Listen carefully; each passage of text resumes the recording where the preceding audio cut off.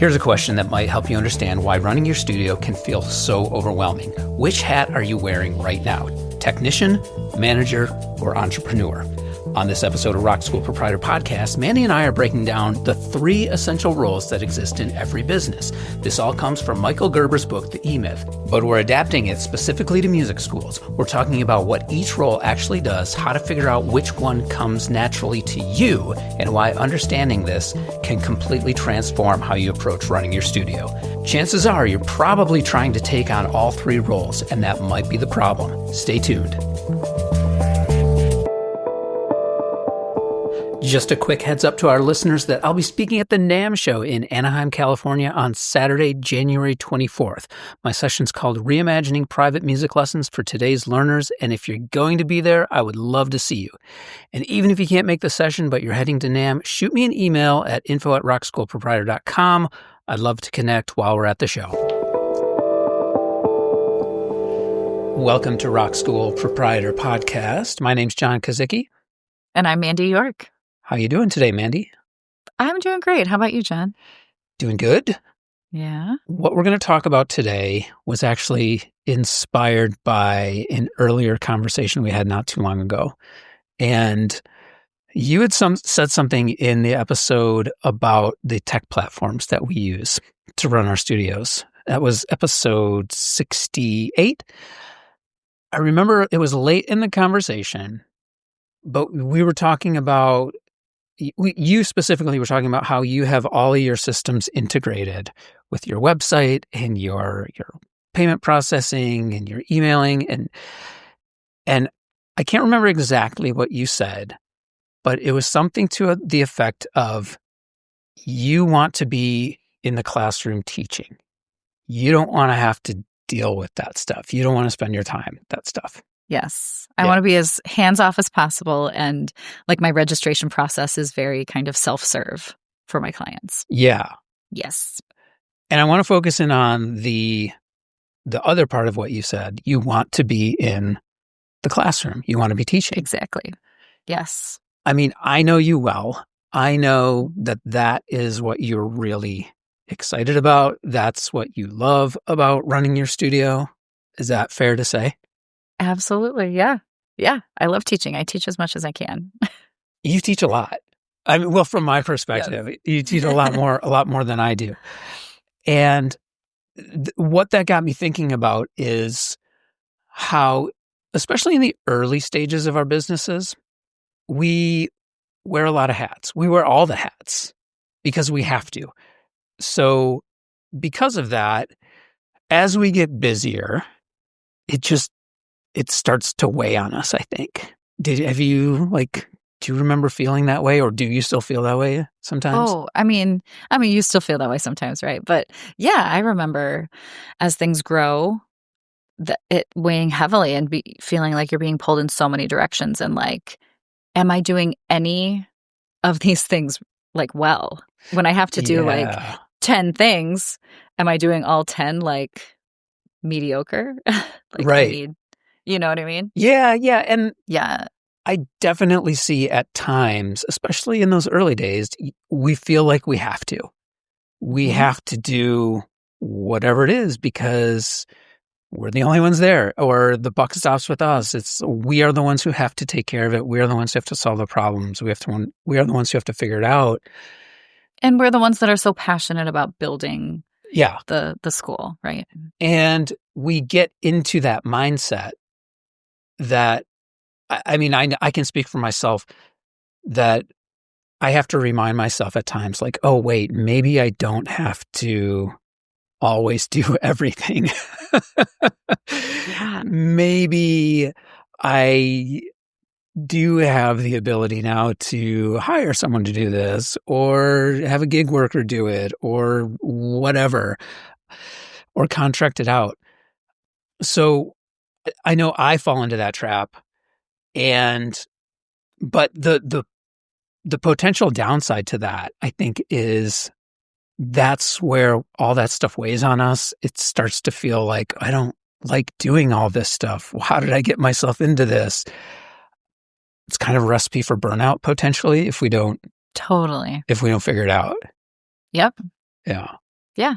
And I think like that is when you're feeling overwhelmed like that was a symptom of your success and growth, right? Like, Mm-hmm. I mean, Yeah. it's not a bad thing, Yes. but when you get to that point, you have so much to do. You're pulled in so many directions. The workload is so big because you're successful, and it means it's time to bring on some help and figure out what's most important to you, what you can delegate, and have those kind of conversations with yourself. I know, like, that's what I had to do because, we all have different personalities. I would love to do it all myself. Right. Like, I'm just kind of, Mm-hmm. I would love to because I am good at a lot of these different things, but realizing that that's not the recipe for success is if I'm the only one doing these things. Yeah. What is most important to me and what can I hand over? I can relate to that so much because I'm the same. I would love to do all this stuff myself, but then I realized, but then I'm the bottleneck. I am the one that's slowing the process down. I am the one that's preventing growth if I do decide I do want to take on all this stuff myself. And so we kind of have to get out of our own way. I wrote down a few questions that I think are relevant and important to ask ourselves. So number one, what is the best use of my time? Again, if we're doing everything ourselves and we know we maybe shouldn't, well, we got to figure out, well, what is the best use of our time? What parts of running my business do I feel I'm good at or even not good at? Because those could be some signs. And what parts of my business do I get the most satisfaction from? Yeah, those are great questions. Is it fair when you to get say to this point? Yeah. Well, I don't know, maybe any point. I think even early. Because Well, I yeah. think the earlier, if I had thought about this stuff earlier, hindsight 2020, if I had thought about this stuff earlier rather than later, would I have done anything differently? Would I have documented my processes way early so that I could give them to someone else to do rather than realize, oh, I really should hire someone to do this. I got to train them. I've got to document my processes. I got to get that, Yeah. So I wonder if I had thought about some of this stuff earlier, if I would have done it differently. Yeah, that is good advice. Keep this in mind early on. I may have hired sooner if I had been thinking about this. But definitely, if, like we were just talking about, if you're getting to that point where you're pulled in too many directions and you're in overload, this is where you start. I still feel like I have to ask myself these questions on a regular basis, though. Oh, yeah. Because everything's always evolving and I have to re-examine, like, what should I be doing? What do I want to be doing? Or I'm doing something out of habit. Yeah. And then I catch myself and I'm like, I don't need to be doing this. Right. Pass this on. Yeah. Yeah. Yep. So what this all made me think of is because I think we want to avoid that burnout. We want to avoid the unhappiness, and we are able to kind of set our businesses up. So in any way we want, we're making it up as we go along. So we can do whatever. So why aren't we asking those questions and figuring out, well, what is it about my business that I love? And how do I do more of that? As opposed to just kind of going with the flow and doing whatever, and then sort of getting like you said, kind of on autopilot. You just do this out of habit, making that conscious choice. It all makes me think of The E-Myth, the book by Michael Gerber. Now, I know we've mentioned this before, and I think I asked you if you've ever read it, and I think you haven't read this one. Right? No. Okay. Mm-mm. So I'm going to kind of present this is the Cliff's Notes version, the basic concepts of the book to you. Definitely worth a read. I've read it a couple times and maybe more than a couple, because I know each time I read it, I start to take different things from it. But definitely recommend it. The concept of the E-Myth is that there's basically 3 roles in every business. So you've got the technician, you've got the manager, and you've got the entrepreneur. Gut reactions. What do you think you are? Before I even tell you what the characteristics of those are. technician, manager, entrepreneur, Mhm. a technician. Totally. You're totally the Totally. technician. I am. I Yeah. am. Yeah. Yes. That's not to say Yep. you're not great at other things, but Mm, you even said it. You like to be teaching as much as possible. for sure. Yeah. And what I did was I put down, I kind of created some bullet points for what each of those roles are, I think, or might look like in our businesses, in music lesson businesses. Cool. So the technician definitely is the instructor or the teacher. Technician in a music school likes to teach. That's what they love to do. They like to focus on the students and their progress. They like to maybe work in groups, create lesson plans, get really deep into the curriculum. They love to solve. They love to solve in the moment problems. Like, hey, for me it would be like if it were guitar. Hey, let's try this. Let's try this strumming technique. Or why don't you put your fingers like this? Or let's look at this technique to address this problem. I just love the craft of teaching. Yes. Mm-hmm. That's you, right? Yeah. That's me. This is me. Yeah. I love teaching as much as I can. I would also add I like the continuing ed piece too. I like learning myself, I'm a better teacher. Yeah. I like that piece of it. And this is also for me as working with parents. Mm-hmm. Well, I guess it's maybe unique to my situation. I have parents in the room in nearly all of my classes. So, not only teaching the kids, but that parent education piece. Yeah. Teaching the parents, why we do what we do and how they can support their kids' development. Yeah. And then I would add like teacher support too. I like working with my teachers to help train them and, better their skill set too. Okay. Yeah. All right. That's so how I'm a technician. I 100% agree. I also really like to teach, but I've found over the years that, and we'll kind of get to this when we get to it. There's some other things that I like just as much, maybe a little bit more. So it's like I found when I read the E-Myth and even when I thought about myself, I sort of straddle a couple of these different categories. Like I do love to teach. I love to get in there, especially with the bands. I love getting in with the bands and working with them to see improvement and fine-tune their processes and get them sounding really great. So yeah, I feel like I've got strong connection to that teacher role or the technician role also. Okay, the manager in a lesson studio. This is your office staff or your administrator, or if you have a manager, that's literally the manager, right? So the manager likes to create order, keep things together, streamline things, make processes smooth. Get into spreadsheets, Yeah. Although you love spreadsheets. I know you love a good spreadsheet. I do. I know. I would like, I have a little bit of manager in me too. Like, yeah, I most strongly identify with technician, but yeah, the manager and organization side of it, I like. Okay. Yeah. Documentation, so writing procedures and policies, maybe planning out schedules for whatever, for classes, for email marketing, email sequences. How this whole conversation started was you talking about your integration of all your systems, right? Yes. That's more that manager side. So that's, I think, what it looks like in the music school. Asking questions like, how can I make this smoother? Where do we have a repeatable process? How do I prevent this issue from happening again? Being proactive.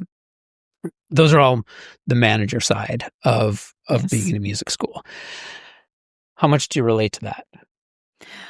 I relate to this. I mean, well, like you said, we did all of it in the beginning. And so I really did enjoy setting up these processes. Yeah. And making things as efficient and as good as they could. As a technician, I mentioned that I really like the parent communication part. Like I like communicating with my parents about what's happening in the classroom and how they can support their kids. And again, why we do what we do, teaching philosophy. But there's also a communication piece that I don't enjoy. Oh, And it's just the question, it's the kind of the frequently asked questions about the studio in general, right? Or do you have any openings on this day? What happens if this? All of the kind of policy questions, and maybe you'd consider that part of your onboarding process too. That's not my favorite. Yeah. That's a different thing. And so it's really great to have an admin that can do those kind of things. Good. For sure. Okay. The third role is the entrepreneur that was mentioned in the E-Myth. This is the visionary, the big picture person, the big thinker, what it would look like, I think, in a music school or a lesson studio. The person who thinks about future and sees possibility everywhere, sees potential for expansion, like maybe multiple locations or launching online curriculum, identifying revenue streams like diversification. Like what else could we offer in our studio aside from, like for you, aside from group classes? For me, it's private lessons in groups. What new programs can we do? How can we reach new age groups with our programs? So all of those kind of experimental brainstormy things, asking questions like, what would our programs look like if we rebuilt everything from scratch, right? Just these wild thoughts. Yes. What experience do we want students to have? What could our schools be in 3 years, in 5 years, in 10 years? So all the imaginative things to think about. Yeah. All right. Can you relate? Yes. Okay. This is really interesting for me to think about. I mean, 10 years ago, it was like almost all this, the entrepreneur, right? Yeah. It was all like, pie in the sky. What can we do? And all these ideas, right? Yeah. And throwing pasta at the wall to see if it would stick. There was a lot of that in the beginning. You bringing it up now, it's not, I don't identify with it very much right now. Okay. But it's something that I do, like, it creeps in the back of my mind sometimes. I'll speak for you too, because you've built something super successful in the last, 10 to 12 years. Things are going well. Classes are filling. We've got those fun community activities out there and community, studio community building activities. Like, things are going really well.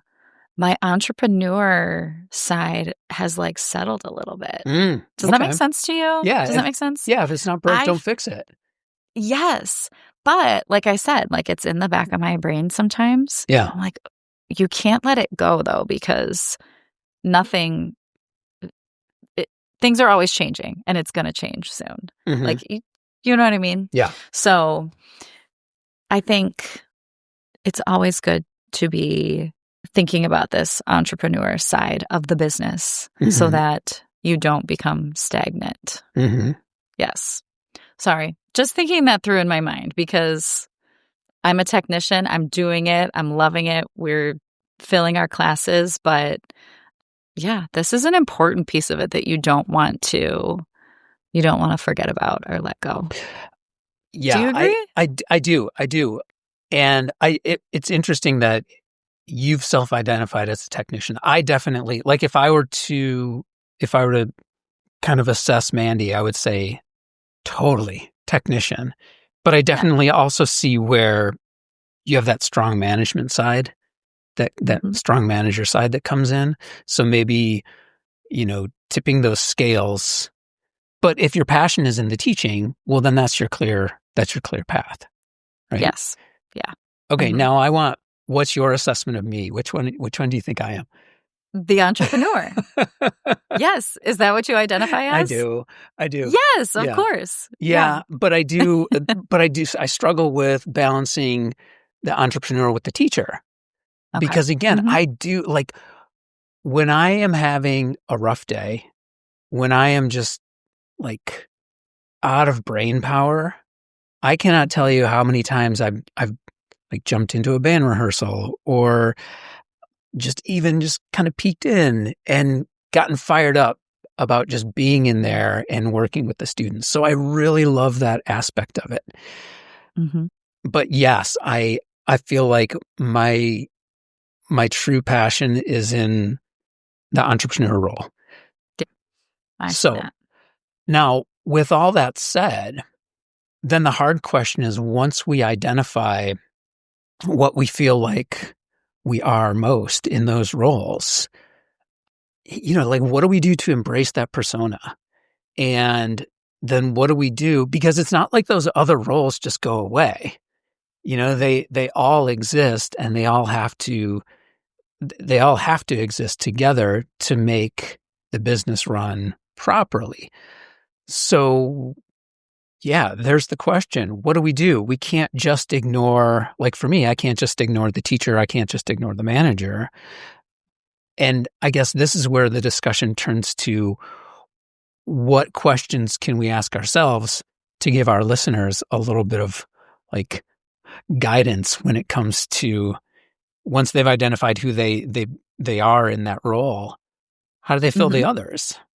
Right. I think for I you, and this goes back to that discussion with you identifying as the teacher. Well, you said, I don't want to deal with this admin stuff. You hired an admin. You also automated a bunch of your systems and integrated everything so you don't have to do it. Other thoughts? Yeah, I mean, that's what happened. You come to a point where you need the help. And so it was like, add more teachers or add an admin. And Mm-hmm. that was my first step was adding that admin. Yeah. It goes back to the questions you posed in the beginning, like what am I best at? What is the best use of my time? What am I good at? And I was good at the manager side of things. So you get your systems in place and you train somebody to take over. And I think, especially for like a small business, it was great hiring someone, not just because they take these tasks off of your plate, but it's what I most was kind of surprised by. I hadn't thought of it previously was like the collaboration that you get Mm-hmm. by having someone on your team, right? Mm-hmm. They see things that I didn't see, We Yeah. have ideas to bounce off of each other. That was really great. So figure out what you're best at. If that means you're sticking to the manager side, then you go out and find those teachers, those really Mm-hmm. great teachers that can Yeah. work for you. In my case, and I do have a teacher, but as far as teachers go, I teach the most. Yeah. In my case, I wanted a really strong admin that I trust, that is, easy to work with and brings fresh ideas to the table too. Do you think, I think I know the answer to this, but so you've addressed the how to approach the manager. Mhm. You've hired an admin and you teach most of it, but you've also hired teachers. Do you think when you address that entrepreneur role, is that something like, okay, I got to put on my entrepreneur hat? Or is that more organic in conversations with your admin? Or do you brainstorm maybe with other people outside of the studio? Because I see that you do that, but I'm just Mhm. curious because that role still exists. Yes. Yeah. And that's why I really like this conversation. This is really great for me. I think in my case, it's just more organic. Mm-hmm. I have addressed the technician and the manager. I haven't specifically addressed the entrepreneur. Mm-hmm. Like I said, it was everything in the beginning. Now, the ball is just rolling. We call it a family business. Oh, Like I my thought of husband's a something. musician too, so there's ideas that bounce there and I thought of something that relates to your situation because sure. everything you offer is licensed curriculum. Yeah. I Yeah. think that, and you just added a new program, still in the Music Together family, but you added a new program to your studio. There is that entrepreneurial element, right? So you're sourcing that from Music Together corporate, and you're licensing that new class. So that's filling that role. And you've done this in the past too, whereas I know when you started, you were just doing the The early early childhood. childhood, and then you added the rhythm kids and Elementary. yeah. Yeah, you're right. So you kind of Yes. outsource it in a way. Yes. Yeah. Awesome. Yep. But we see the need and then license the material. Yeah, you're right. Any thoughts on, I know we did a whole episode on hiring, but I don't know, I know this is always a hard one. It's a hard one for me. I know it's a hard one for most studio owners. I can say in my situation, when again, because I've already identified myself as the entrepreneur role. So I know when I'm hiring, I'm usually hiring for teachers. I am usually, I've had the same admin who is awesome for years and years. So I'm not hiring for admins, but hired for that role, for the manager role. I can say when I look to hire instructors, I think this is because I have more of that entrepreneurial side and less of that technician side. And I've always sort of done this. I really look at personality first. And I almost consider their technical skills like way down the line. But it does make me wonder if a studio owner who really identifies as a technician goes to hire other instructors for their studio, do they maybe get hyper fixated on the technical aspects because they're technicians? Yeah. Which could be fine. That could be in line with their studio, right? I don't know. What are your thoughts? That's a good question. And I have thought about this. I've taken both approaches before, because I can think of a specific example. Early on, there was a young instructor that I thought was really, really talented and technically great for the role. But she was quite young, and it didn't fit with the culture. It was harder. I think because I have caregivers in my studio too. Yes. I have adults in the studio. Oftentimes parents, sometimes grandparents. Sometimes, grandparents, nannies, moms, dads, everybody comes to class. It was harder for her to connect with the adults in the room. Yeah. So, which is half the class. And yes. So and the that other was, half that of the was class, some of them might not even care. They don't even, yes. Yes. Yeah. And here's the thing, when Miss Mandy, my schedule shifts and someone else takes over a day, say I move, from Mondays to Wednesdays and Miss Casey takes over Mondays. Some of the parents have a hard time with that. Yeah. And it's not because Miss Casey isn't great, and it's not. Their kids will adore Miss Casey. But it's something I think kind of unique to what I deal with, is that the grown-ups in the room want to also relate and enjoy their experience with the teacher. Yeah. Right?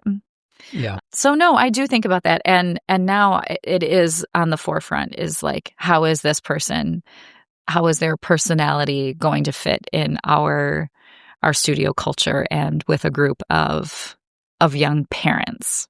Not so much, how much do they really understand the early childhood, music philosophy that we embody? But that can come, Yeah. But are they going to fit into the culture?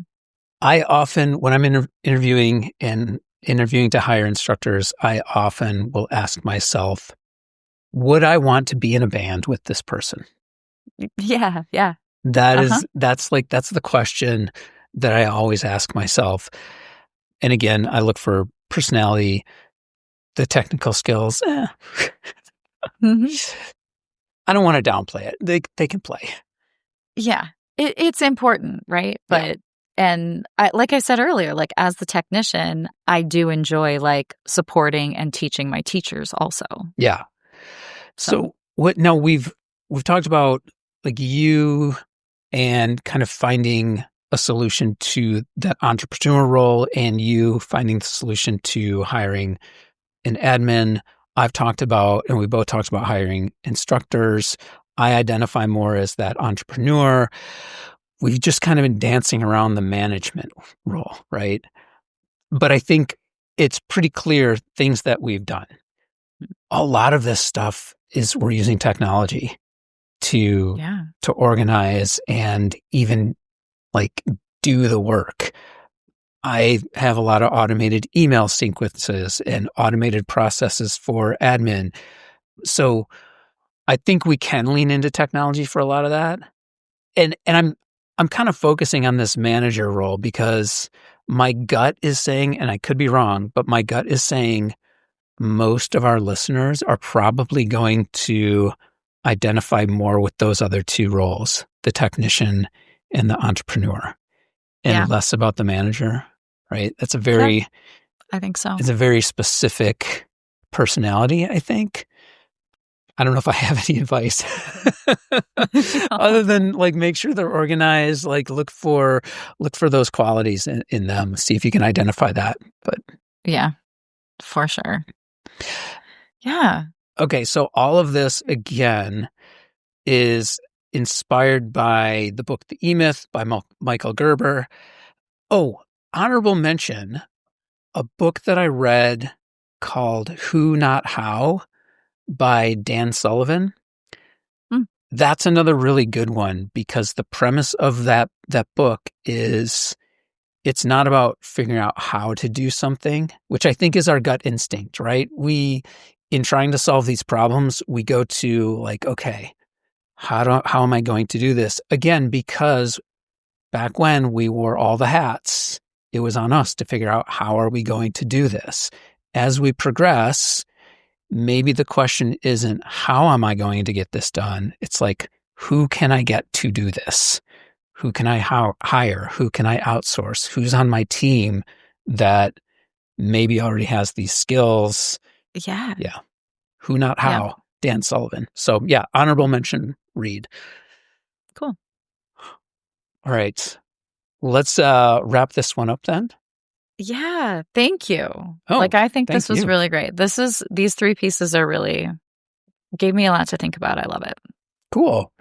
All right. Well, we'll see you next time. Awesome. Thanks, John. Bye. Bye.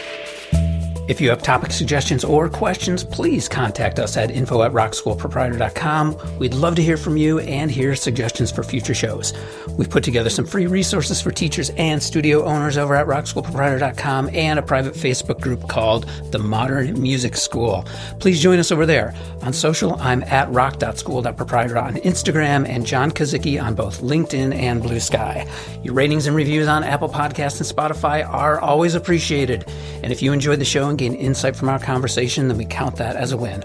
All we ask in return is that you pay it forward and please share the show with someone you think needs to hear it.